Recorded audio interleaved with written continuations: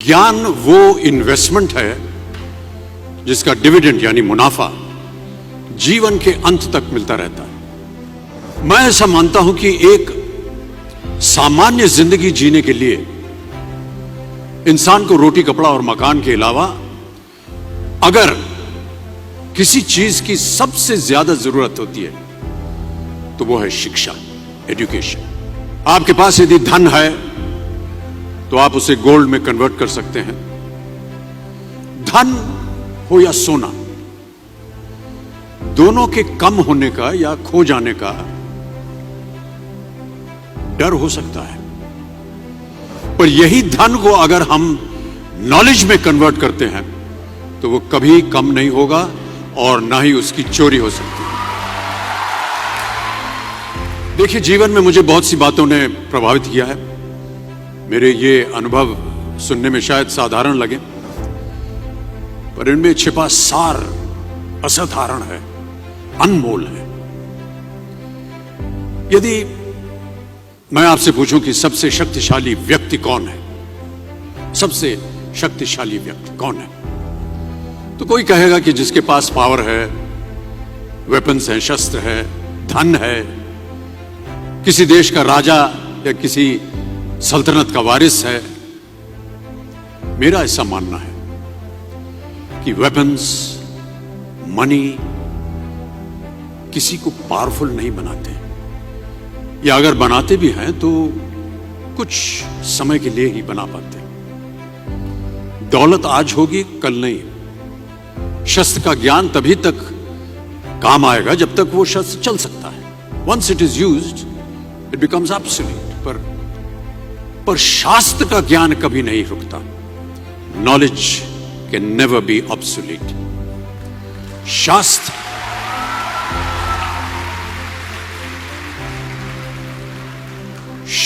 ज्ञान शस्त्र ज्ञान से ज्यादा असरदार, प्रभावशाली और शक्तिशाली होता है।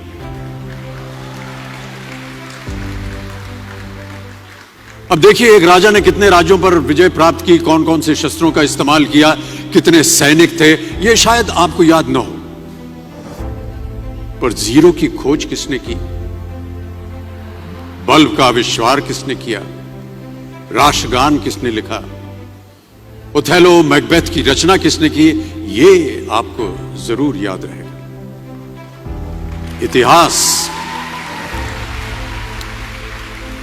इतिहास गवाह है कि एक राजा अपनी शक्ति के बल पर केवल वहीं तक पूजा जाता है जहां तक उसका साम्राज्य फैला होता है। वो केवल अपनी प्रजा का प्रिय होता है, पर अपने ज्ञान की कीर्ति फैलाने वाले Albert Einstein, William Shakespeare, Rabindranath Tagore सिर्फ अपनी जन्मभूमि में ही नहीं बल्कि पूरे विश्व में पूजे जाते हैं।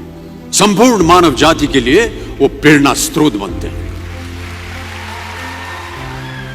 ज्ञान का धनी व्यक्ति हमेशा ही सम्मान और आदर योग्य होता है, क्योंकि ज्ञान वो कवच है, वो शील्ड है जो आपके जीवन में आने वाली कठिनाइयों से आपकी रक्षा करेगा। फिर किसी भी शस्त्र की आपको आवश्यकता नहीं होगी। दो चीजें इंसान यदि अपने जीवन में एक बार सीख लेता है तो वो उसे कभी भूलता नहीं। एक है तैरना, स्विमिंग, दूसरा है साइकिल चलाना।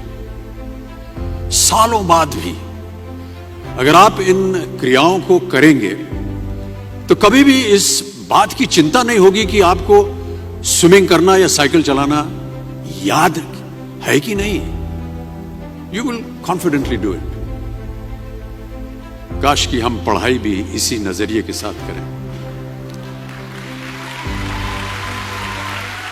that when you will chase knowledge, numbers will always follow.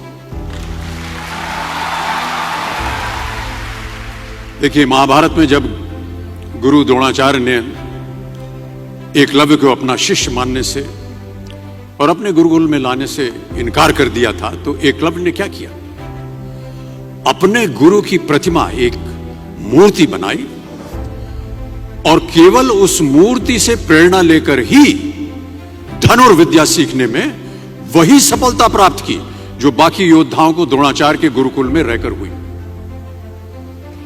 उस प्रतिमा के रूप में एकलव्य को हमेशा अपने गुरु के पास रहने का एहसास था। और जब गुरु साथ में हो तो सफलता हासिल करने से आपको कोई भी नहीं रोक सकता है।